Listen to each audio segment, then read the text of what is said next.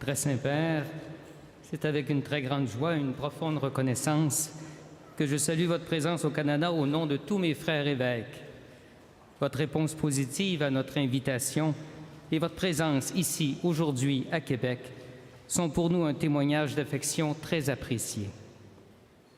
Cette visitation à l'intention de l'Église catholique au Canada s'inscrit dans le contexte d'une réconciliation avec nos sœurs et nos frères autochtones. Déjà, quelques-uns d'entre vous vous ont rencontré à Rome avec les délégations issues des Premières Nations, des Métis et des Inuits venus vous rendre visite près du siège de Saint-Pierre.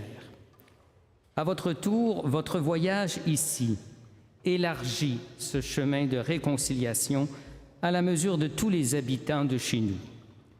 Votre seule présence est déjà promesse d'alliance, engagement à marcher ensemble pour habiter fraternellement une terre commune. Votre présence est un appui à vos frères évêques, à leurs collaborateurs et collaboratrices dans les efforts soutenus d'évangélisation et de réconciliation. Dans le récit évangélique, lorsqu'Élisabeth reconnaît, à la vue de Marie qui la visite, la mère de son Seigneur, nous reconnaissons en vous voyant à notre tour, très Saint-Père, la miséricorde du Seigneur qui s'offre à nous. Nous savons bien que votre présence est synonyme d'un grand effort physique personnel pour vous, mais nous savons également combien les rencontres vécues sont pour nous l'expression d'un effort mutuel à soutenir pour marcher ensemble et ouvrir de nouveaux horizons avec nos communautés. Nous allons prier les vêpres. Puisse le cantique d'action de grâce de Marie, prononcé devant sa cousine Élisabeth, trouver un écho actuel dans ces moments passés avec vous chez nous, sur le sol de toutes ces nations dont nous sommes les pasteurs.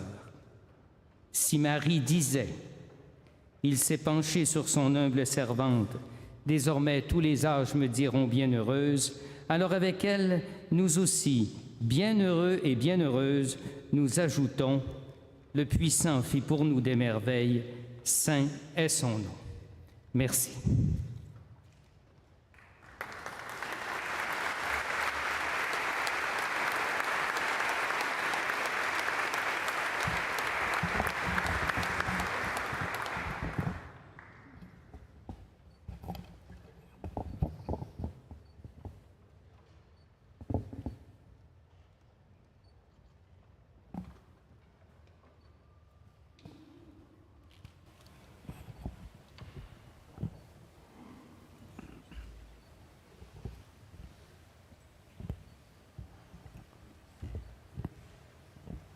Deus in adiutorum meum intende.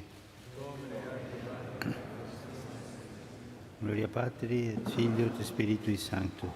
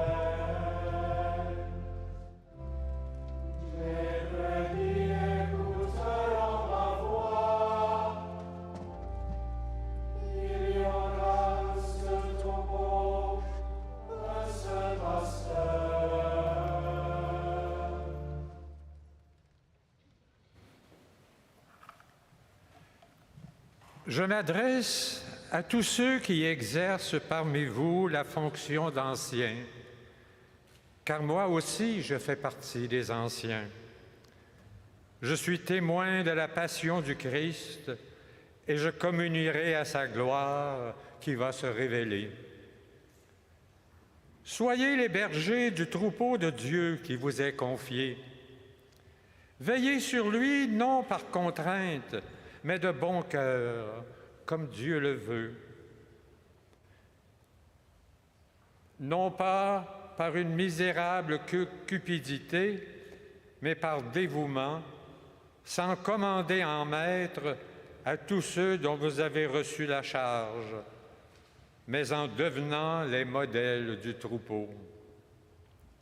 Et quand se manifestera le berger suprême, vous remporterez la couronne de gloire qui ne flétrit pas.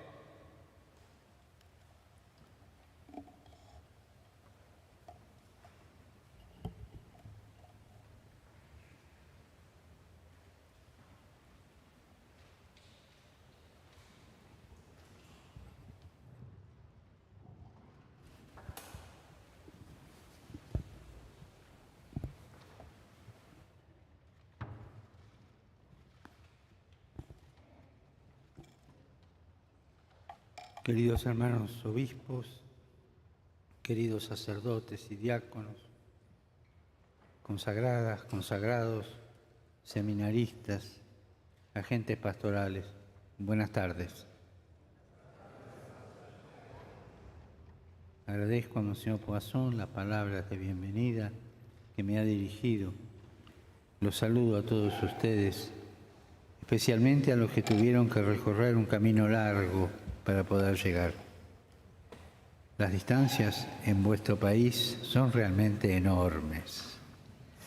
Por eso, gracias. Estoy contento de encontrarme con ustedes. Chers frères évêques, chers prêtres et diacres, consacrés et séminaristes, agentes pastorales, bon après-midi. Je remercie Monseigneur Poisson pour ses paroles de bienvenue à mon égard et je vous salue tous, en particulier ceux et celles qui ont dû parcourir un long chemin pour venir ici. Les distances dans votre pays sont vraiment grandes. Merci. Je suis heureux de vous rencontrer. Es significativo que nos encontremos en la Basílica de Notre-Dame de Québec, catedral de esta iglesia particular, sede primada del Canadá, cuyo primer obispo, San François de Laval, abrió el seminario en 1663 y durante todo su ministerio se dedicó a la formación de sacerdotes. De los ancianos, es decir, de los presbíteros, nos habló la lectura breve que hemos escuchado. San Pedro nos ha exhortado: apacienten el rebaño de Dios que les ha sido confiado, velen por él, no forzada, sino espontáneamente. Mientras estamos aquí reunidos como pueblo de Dios, recordemos que Jesús es el pastor de nuestra vida, que cuida de nosotros porque nos ama verdaderamente. A nosotros, pastores de la Iglesia, se nos pide esa misma generosidad para presentar el rebaño, para que pueda manifestarse la solicitud de Jesús por todos y su compasión por las heridas de cada uno. Il est significatif que nous nous trouvions dans la basilique Notre-Dame de Québec, la cathédrale de cette église particulière et le siège primatial du Canada, dont le premier évêque, Saint François de Laval, a ouvert le séminaire en 1663. Il s'est dédié tout au long de son ministère à la formation des prêtres.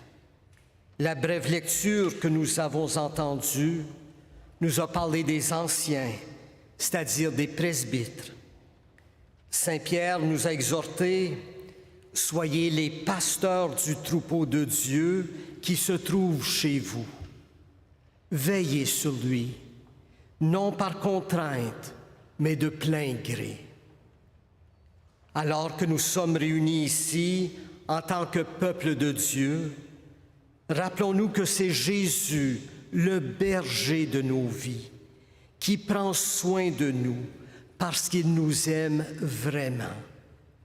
Il nous est demandé, à nous les pasteurs de l'Église, cette même générosité dans la conduite du troupeau, afin que se manifeste la sollicitude de Jésus pour tous et sa compassion pour les blessures de chacun. Y precisamente porque somos signos de Cristo El apóstol Pedro nos exhorta: apacienten el rebaño, guíenlo, no dejen que se pierda mientras ustedes se ocupan de los propios asuntos. Cuídenlo con dedicación y ternura, y agrega: háganlo espontáneamente, no de manera forzada, no como un deber, no como religiosos asalariados o funcionarios de lo sagrado, sino con corazón de pastores, con entusiasmo. Si nosotros lo miramos a Él, buen pastor, antes que a nosotros mismos, descubriremos que estamos custodiados con ternura y sentiremos la cercanía de Dios. De aquí nace la alegría del ministerio y antes aún la alegría de la fe, no de ver lo que nosotros somos capaces de hacer, sino de saber que Dios está cerca, que nos amó primero y nos acompaña cada día. Precisely because we are a sign of Christ, the Apostle Peter urges us to tend the flock, to guide it, not to let it go astray while busy about our own affairs. Care for it with devotion and tender love. Peter tells us to do this willingly, not perforce, not as a duty, not as professional religious personnel, sacred officials, but zealously and with the heart of a shepherd. If we look to Christ, the Good Shepherd, before looking to ourselves, we will discover that we ourselves are tended with merciful love. We feel the closeness of God. This is the source of the joy of ministry and above all, the joy of faith. It is not about all the things that we can accomplish, but about knowing that God is ever close to us, that He loved us first, and that He accompanies us every day of our lives. Esta, hermanos y hermanas, es nuestra alegría. No es una alegría fácil, esa que a menudo nos propone el mundo, ilusionándonos con fuegos artificiales. Esta alegría no está ligada a riquezas y seguridades. Tampoco está ligada a la persuasión de que en la vida nos irá siempre bien, sin cruces ni problemas. La alegría cristiana, en cambio, está unida a una experiencia de paz que permanece en el corazón, incluso cuando estamos rodeados de pruebas y aflicciones, porque sabemos que no estamos solos, sino acompañados de un Dios que no es indiferente a nuestra suerte. Así como cuando el mar está agitado, que en la superficie aparece turbulento y en la profundidad permanece sereno y tranquilo. Esta es la alegría cristiana, un don gratuito, la certeza de sabernos amados, sostenidos, abrazados por Cristo en cada situación de la vida, porque es Él quien nos libera del egoísmo y del pecado, de la tristeza y de la soledad, del vacío interior y del miedo, dándonos una mirada nueva de la vida, una mirada nueva de la historia. Con Jesucristo siempre nace y renace la alegría. C'est cela, frères et sœurs, notre joie. Pas une joie bon marché comme celle que le monde nous propose parfois en nous faisant miroiter des feux d'artifice. Elle n'est pas liée aux richesses et aux sécurités, encore moins à la persuasion que tout se passera toujours bien dans notre vie, sans croix ni problème. Au contraire, la joie chrétienne est unie à une expérience de paix qui demeure dans nos cœurs, même lorsque nous sommes assaillis par les épreuves et les afflictions, parce que nous savons que nous ne sommes pas seuls, mais accompagnés par un Dieu qui n'est pas indifférent à notre sort. Comme lorsque la mer est agitée, en surface, elle est houleuse, mais dans les profondeurs, elle reste calme et paisible. C'est la joie chrétienne, un don gratuit, la certitude de se savoir aimé, soutenu et embrassé par le Christ dans toutes les situations de la vie. C'est lui qui nous libère de l'égoïsme et du péché, de la tristesse, de la solitude, du vide intérieur et de la peur, en nous donnant un nouveau regard sur la vie, un nouveau regard sur l'histoire. Avec Jésus-Christ, la joie naît et renaît toujours. Entonces sí, podemos preguntarnos, ¿cómo va nuestra alegría? ¿Cómo va mi alegría? Nuestra iglesia expresa la alegría del Evangelio. En nuestras comunidades, ¿hay una fe que atrae por la alegría que comunica? Si queremos afrontar estas cuestiones en su raíz, no podemos menos que reflexionar sobre aquello que en la realidad de nuestro tiempo hace peligrar la alegría de la fe y amenaza con oscurecerla, poniendo seriamente en crisis la experiencia cristiana. Pensamos entonces inmediatamente en la secularización, que desde hace tiempo ha transformado el estilo de vida de las mujeres y de los hombres de hoy, dejando a Dios casi en el trasfondo, como desaparecido del horizonte. Pareciera que su palabra ya no es una brújula de orientación para la vida, para las opciones fundamentales, para las relaciones humanas y sociales. Pero debemos hacer rápidamente una aclaración. Cuando observamos la cultura en la que estamos inmersos, sus lenguajes y sus símbolos, es necesario atentos a no quedar prisioneros del pesimismo, no quedar prisioneros del resentimiento, dejándonos llevar por juicios negativos o nostalgias inútiles. Hay en efecto dos miradas posibles respecto al mundo en que vivimos. Una la llamaría mirada negativa y la otra mirada que discierne.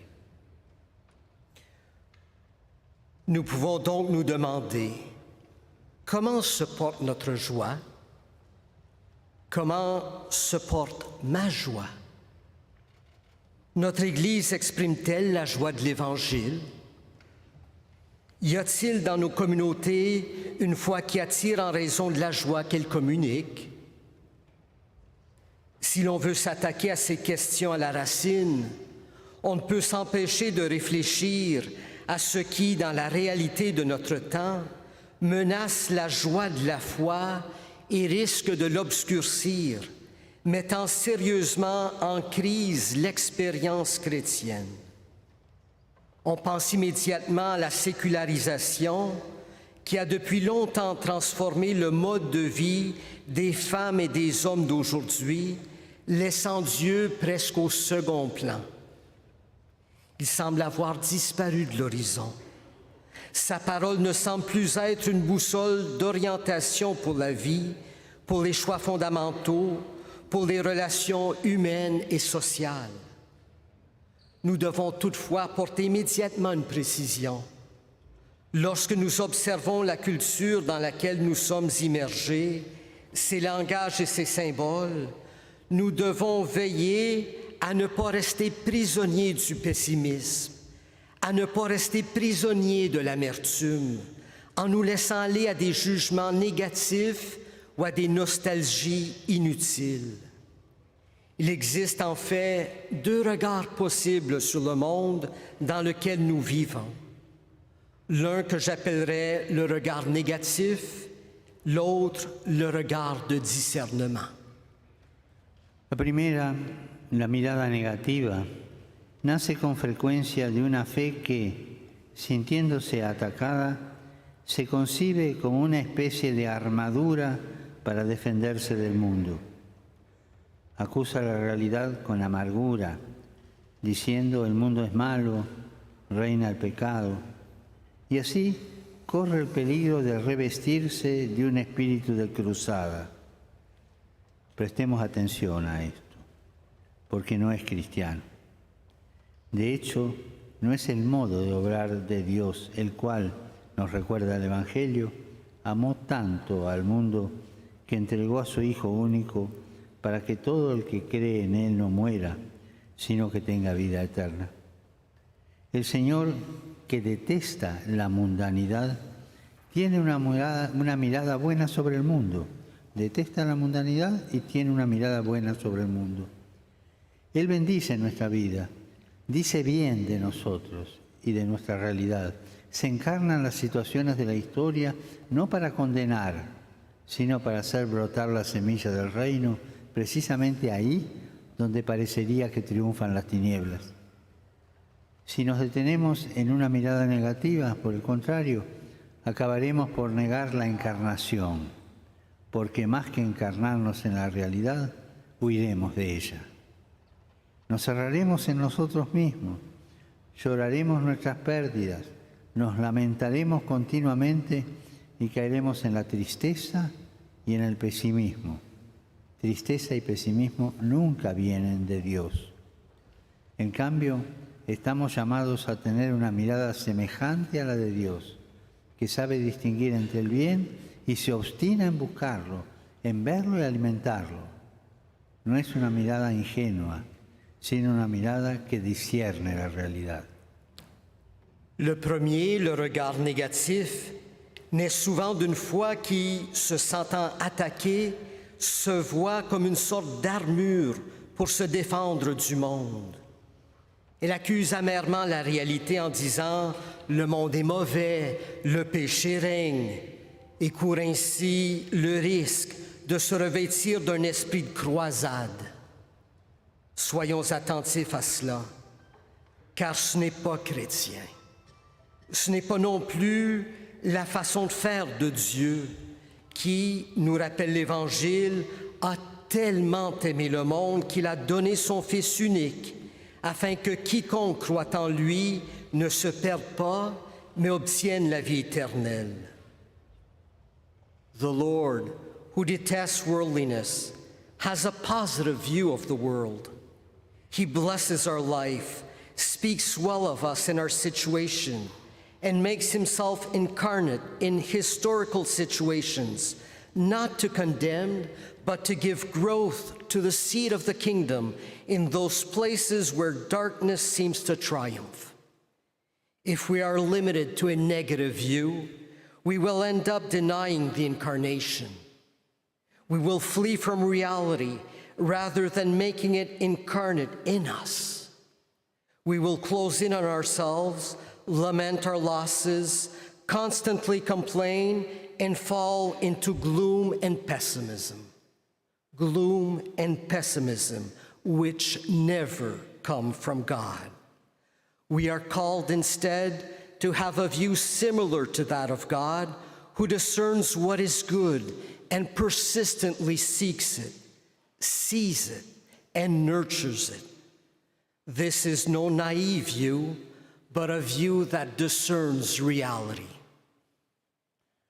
Para afinar nuestro discernimiento sobre el mundo secularizado, dejémonos inspirar por lo que escribió San Pablo VI, Evangelii Nunciandi, esa exhortación apostólica que todavía hoy tiene vigencia. Para él, la secularización es un esfuerzo en sí mismo justo, legítimo, no incompatible con la fe y la religión, para descubrir las leyes de la realidad y de la misma vida humana dadas por el Creador. Dios, en efecto, no nos quiere esclavos, sino hijos. No quiere decidir en nuestro lugar ni oprimirnos con un poder sagrado en un mundo gobernado por leyes religiosas. No. Él nos ha creado libres y nos pide que seamos personas adultas, personas responsables en la vida y en la sociedad. Otra cosa distinguía San Pablo VI es el secularismo, una concepción de vida que separa totalmente del vínculo con el Creador, de modo que se vuelve superfluo y hasta un obstáculo, y se generan nuevas formas de ateísmo, sutiles y variadas, una civilización del consumo, el hedonismo erigido en valor supremo, una voluntad de poder y de dominio, de discriminaciones de todo género. A nosotros, como Iglesia, sobre todo como pastores del pueblo de Dios,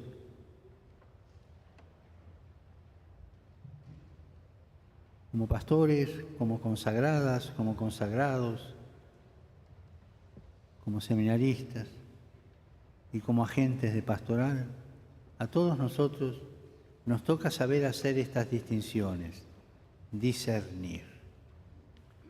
Si cedemos a la mirada negativa y juzgamos de modo superficial, corremos el riesgo de transmitir un mensaje equivocado, como si detrás de la crítica sobre la secularización estuviera, por parte nuestra, la nostalgia de un mundo sacralizado, de una sociedad de otros tiempos, en la que la Iglesia y sus ministros tenían más poder y relevancia social.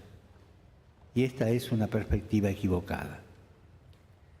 Pour affiner notre discernement sur le monde sécularisé, inspirons-nous de ce qu'a écrit Saint Paul VI dans Evangelii Nuntiandi, qui est encore actuel pour aujourd'hui.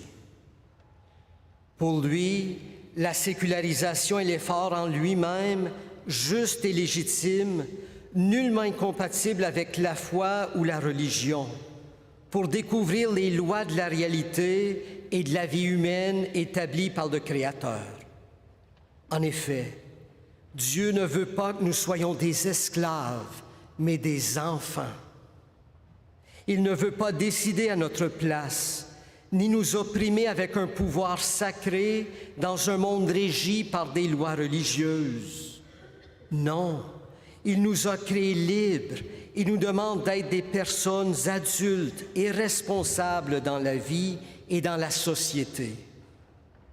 Une autre chose distinguait Saint Paul VI est le sécularisme, une conception de la vie qui sépare totalement du lien avec le Créateur, de sorte que Dieu devient superflu et encombrant, et que naissent des formes nouvelles d'athéisme, sournoises et variées. Une civilisation de consommation, l'hédonisme érigeant en valeur suprême, une volonté de puissance et de domination, des discriminations de toutes sortes.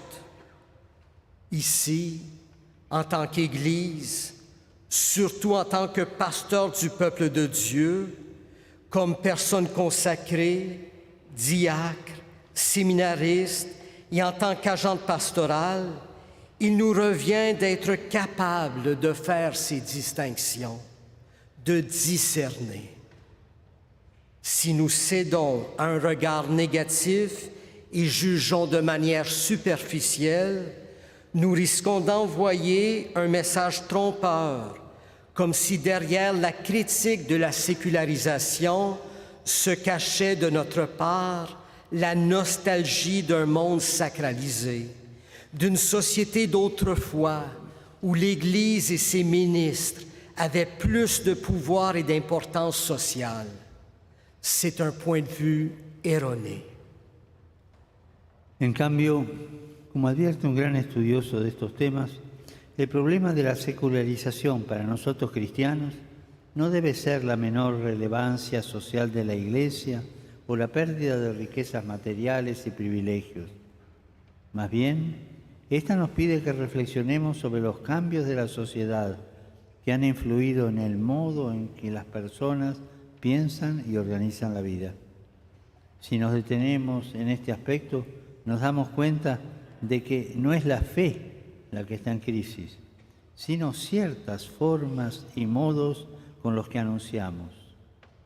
Por eso la secularización es un desafío a nuestra imaginación pastoral.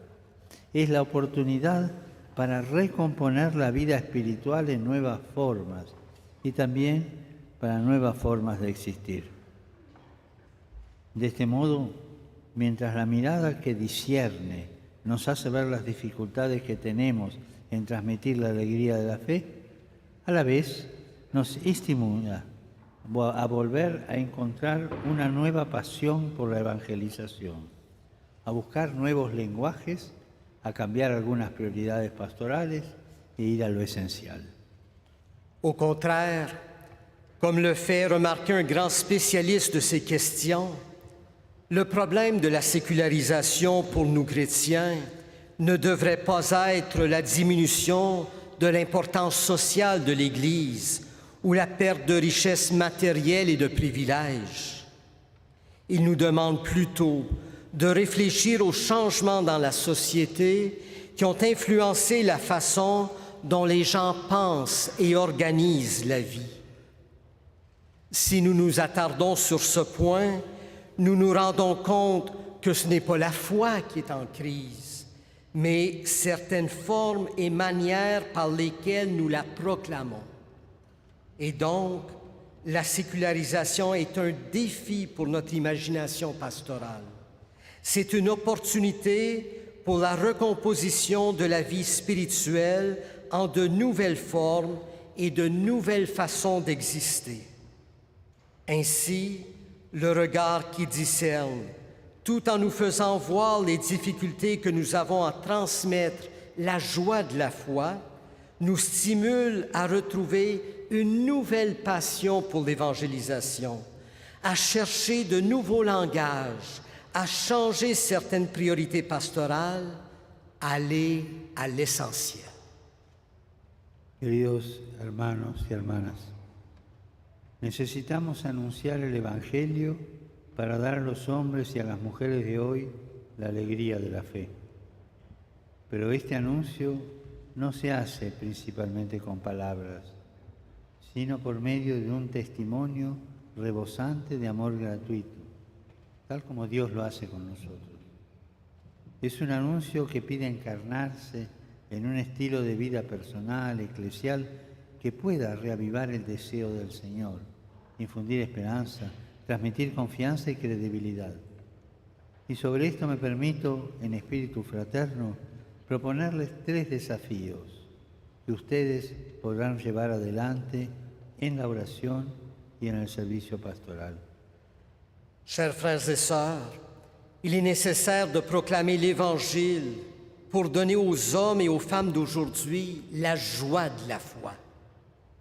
Mais cette annonce ne se fait pas d'abord par des mots, mais par un témoignage débordant d'amour gratuit, comme Dieu le fait avec nous. C'est une annonce qui demande à être incarnée dans un style de vie personnel ecclésial, capable de raviver le désir du Seigneur, d'insuffler l'espérance, de transmettre la confiance et la crédibilité. Et à ce propos, je me permets, dans un esprit fraternel, de vous proposer 3 défis que vous pourrez poursuivre dans la prière et le service pastoral. El primero de los desafíos, dar a conocer a Jesús. En los desiertos espirituales de nuestro tiempo, generados por el secularismo y la indiferencia, es necesario volver al primer anuncio. Lo repito, es necesario volver al primer anuncio. No podemos presumir de comunicar la alegría de la fe presentando aspectos secundarios a quienes todavía no han abrazado al Señor en sus vidas, o bien solo repitiendo ciertas prácticas o reproduciendo formas pastorales del pasado. Es necesario encontrar nuevos caminos para anunciar el corazón del Evangelio a cuantos todavía no han encontrado a Cristo. Y esto presupone una creatividad pastoral para llegar a las personas allá donde viven, no esperando que vengan, allá donde viven, descubriendo ocasiones de escucha, de diálogo, de encuentro. Es necesario volver a lo esencial, es necesario volver al entusiasmo de los hechos de los apóstoles y a la belleza de sentirnos instrumentos de la fecundidad del Espíritu hoy. Es necesario volver a Galilea. Es la cita de Jesús resucitado, que vayan a Galilea, para, permítaseme la palabra, recomenzar después del fracaso. Volver a Galilea. y cada uno de nosotros tiene su propia Galilea, la del primer anuncio, recuperar esa memoria. Le premier défi, faire connaître Jésus. Dans les déserts spirituels de notre temps, générés par le sécularisme et l'indifférence, il est nécessaire de revenir à la première annonce. Je le répète, il est nécessaire de revenir à la première annonce.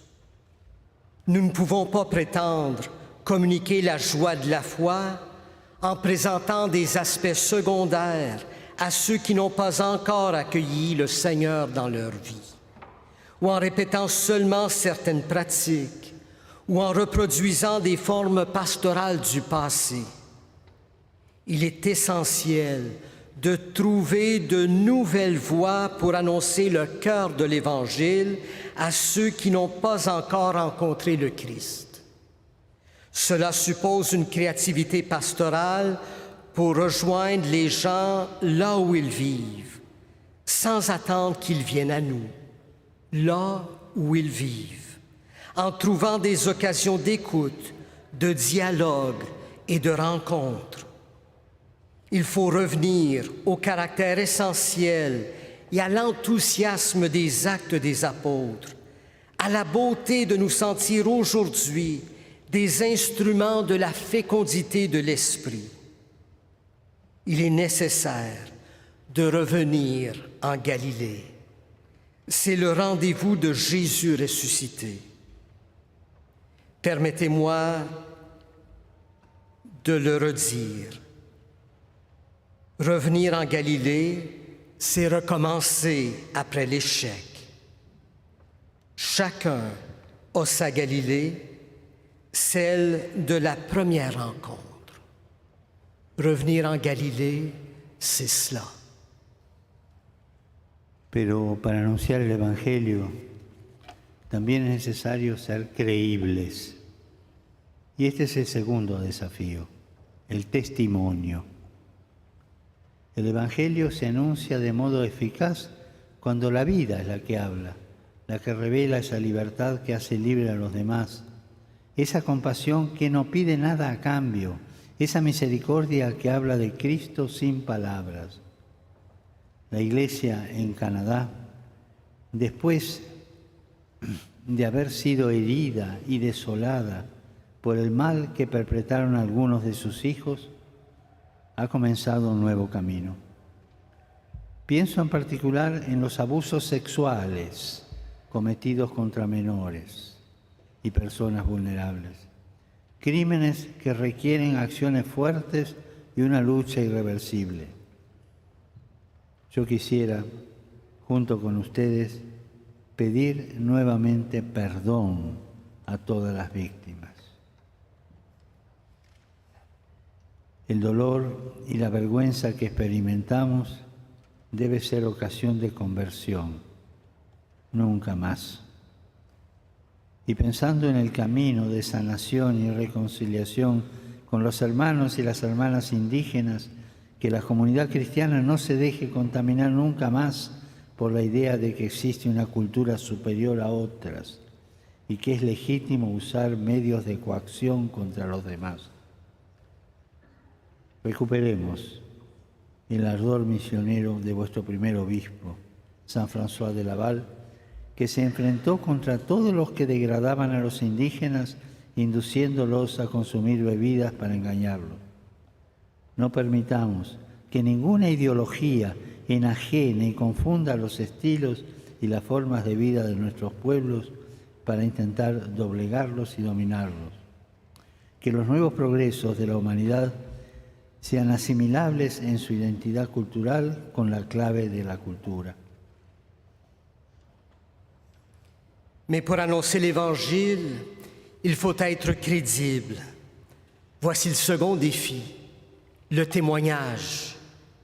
L'Évangile est annoncé de manière efficace lorsque c'est la vie qui parle, lorsqu'elle révèle cette liberté qui libère les autres, cette compassion qui ne demande rien en retour, cette miséricorde qui parle du Christ sans parole. L'Église au Canada a commencé un nouveau parcours après avoir été blessée et choquée par le mal perpétré par certains de ses enfants. Je pense en particulier aux abus sexuels commis contre des mineurs et des personnes vulnérables, des crimes qui appellent des actions fortes et un combat irréversible. Je voudrais avec vous demander à nouveau pardon à toutes les victimes. La douleur et la honte que nous ressentons doivent devenir une occasion de conversion. Plus jamais. Et en pensant au parcours de guérison et de réconciliation avec nos frères et sœurs autochtones, que la communauté chrétienne ne se laisse plus jamais contaminer par l'idée qu'il existe une supériorité d'une culture par rapport à une autre et qu'il soit légitime d'utiliser des moyens de coercition contre les autres. Retrouvons l'ardeur de votre premier évêque, Saint François de Laval, qui fulminait contre tous ceux qui exploitaient les Autochtones en les incitant à consommer des boissons pour les arnaquer. Ne permettons à aucune idéologie d'aliéner et de confondre les styles et les modes de vie de nos peuples pour tenter de les soumettre et de les dominer. Que les nouveaux progrès de l'humanité puissent être assimilés par une identité culturelle avec la clé de leur culture. Pero para acabar con esta cultura de la exclusión, es necesario que empecemos nosotros, los pastores, que no se sientan superiores a los hermanos y a las hermanas del pueblo de Dios. No. Que los consagrados vivan la fraternidad y la libertad de la obediencia en comunidad. Los seminaristas que se dispongan a ser servidores dóciles y disponibles. Y los agentes pastorales no conciban su servicio como poder. Se empieza desde aquí.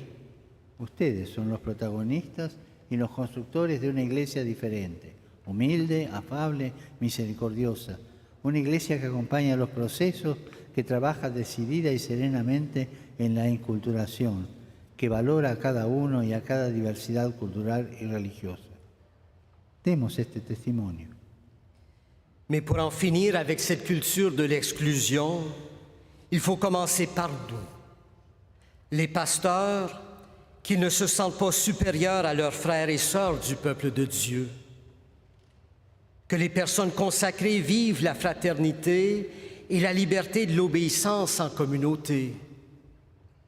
Les séminaristes qu'ils se préparent à devenir des serviteurs dociles et disponibles.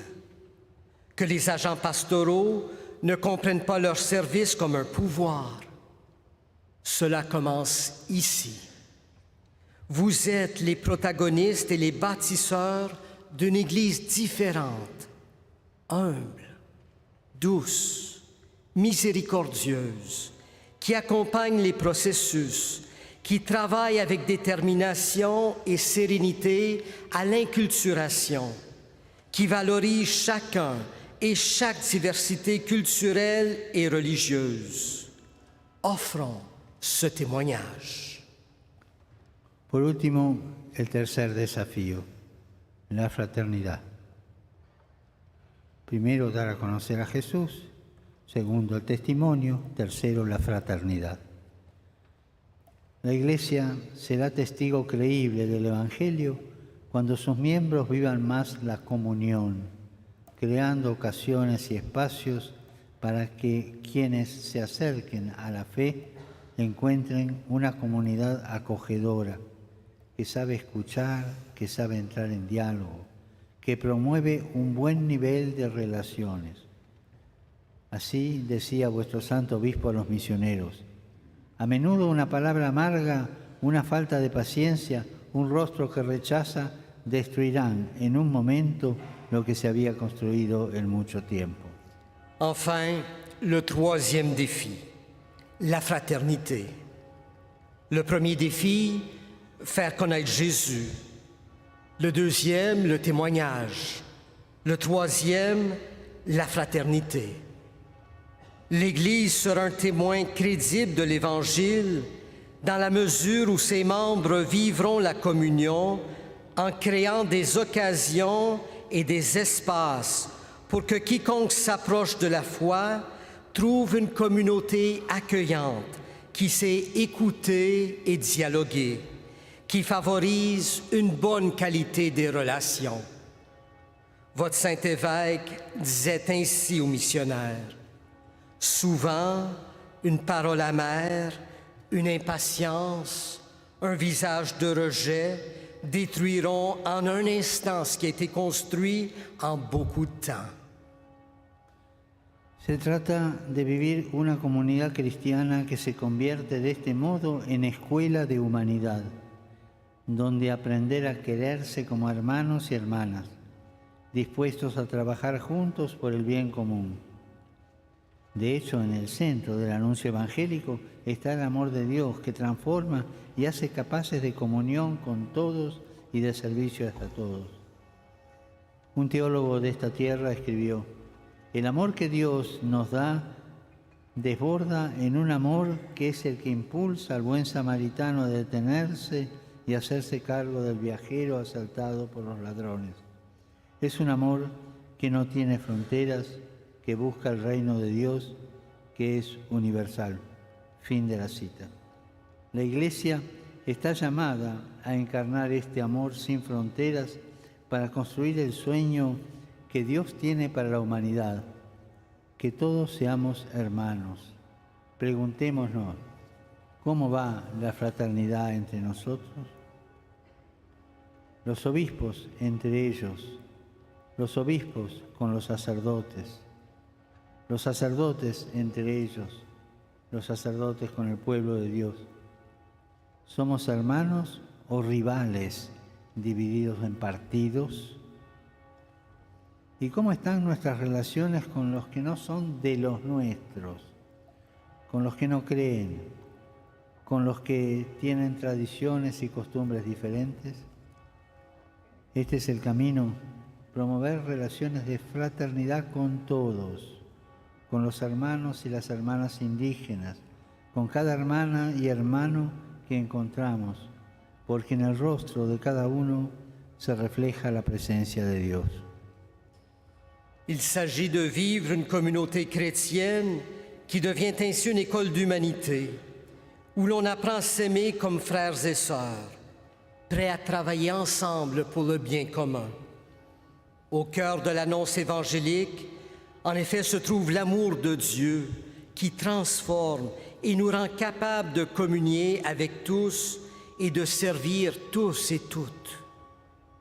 Un théologien de cette terre a écrit, et je cite, « L'amour que Dieu nous accorde déborde d'amour. C'est un amour qui pousse le bon samaritain à s'arrêter et à prendre soin du voyageur agressé par des voleurs. C'est un amour qui n'a pas de frontières, qui cherche le royaume de Dieu, et ce royaume est universel. » Fin de la citation. L'Église est appelée à incarner cet amour sans frontières, à construire le rêve que Dieu a pour l'humanité, que nous soyons tous frères. Demandons-nous, comment va la fraternité entre nous? Les évêques entre eux, et les évêques avec les prêtres entre eux, et avec le peuple de Dieu. Sommes-nous des frères ou des concurrents divisés en partis? Et comment sont nos relations avec ceux qui ne sont pas des nôtres, avec ceux qui ne croient pas, avec ceux qui ont des traditions et des communes différentes? Voilà le chemin promouvoir des relations fraternelles avec tous, avec nos frères et sœurs autochtones, avec chaque sœur et frère que nous rencontrons, parce que le visage de chacun se reflète la présence de Dieu. Estos son, queridos hermanos y hermanas, solamente algunos desafíos.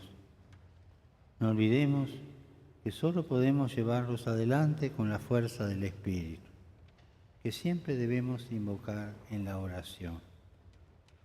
Pero no dejemos entrar en nosotros el espíritu del secularismo, pensando que podemos crear proyectos que funcionan por sí mismos y solo con las fuerzas humanas sin Dios. Es una idolatría esta, la idolatría de los proyectos sin Dios. Y por favor, no nos encerremos en el retroceso. Sigamos adelante con alegría.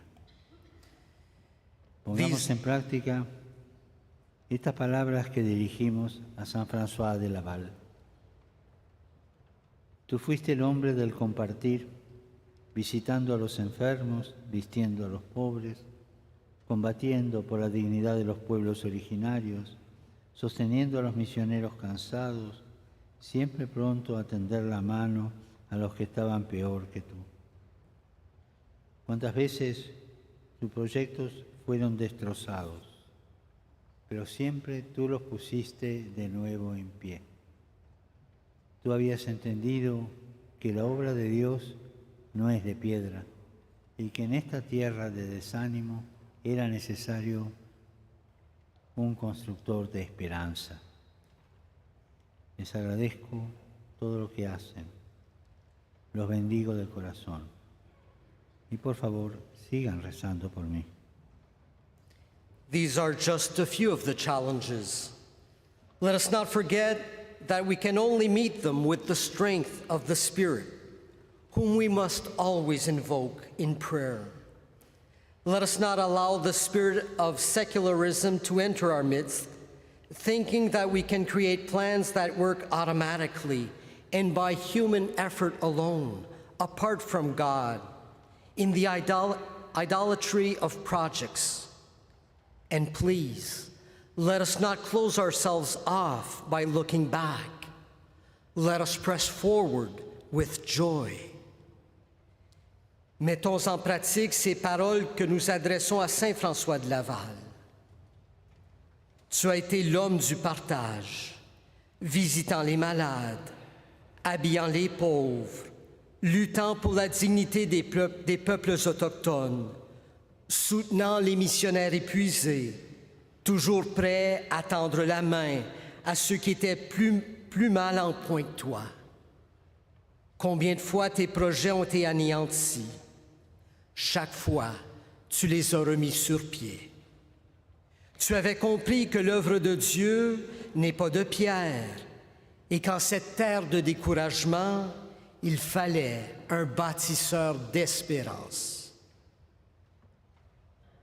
Je vous remercie pour tout ce que vous faites et je vous bénis du fond du cœur. S'il vous plaît, continuez à prier pour moi.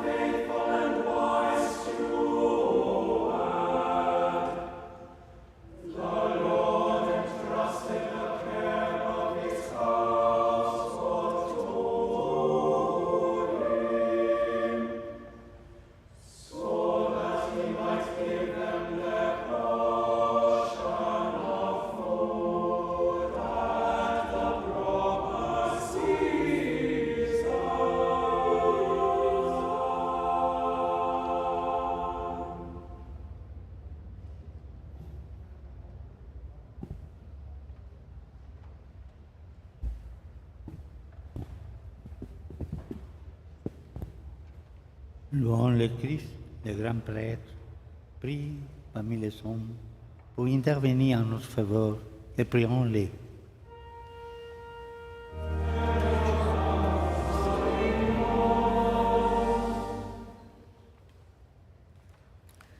Tu as donné à ton Église des pasteurs animés de l'esprit de l'Évangile. Accorde à ton peuple la même connaissance et le même courage.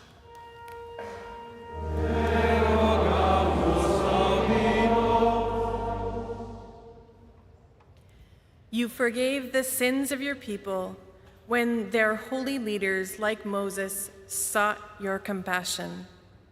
Through their intercession, continue to purify and sanctify your holy people.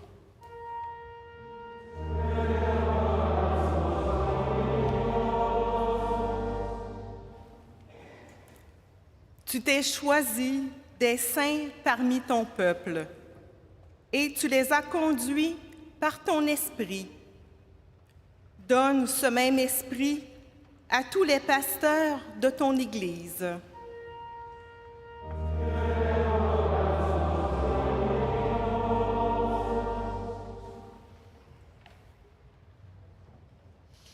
You yourself are the only visible possession of our holy pastors. Let none of them, won at the price of your blood, remain far from you.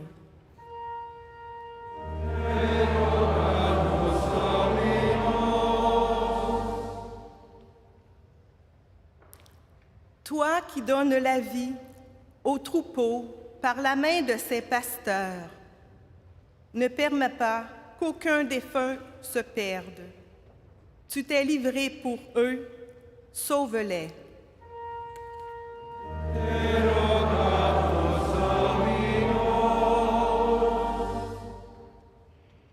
Et nunc, mandatum Domini exequentes, dicamus, Pater noster,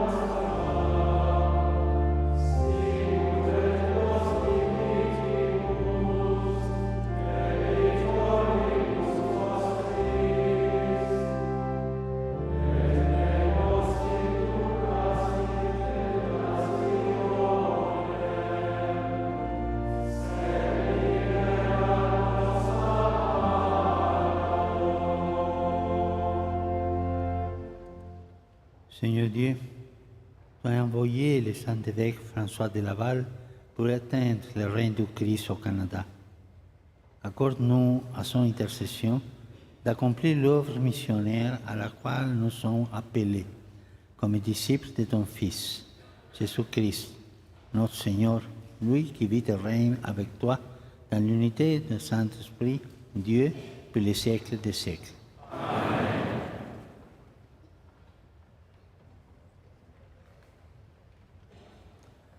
Dominus vobiscum. Et cum spiritu tuo. Sin nomen Domini benedictum. Ex hoc nunc et usque in saeculum. Aiutorium nostrum in nomine Domini. Qui fecit caelum et terra. Benedicat vos, omnipotens Deus, Pater, et Filius, et Spiritus Sanctus.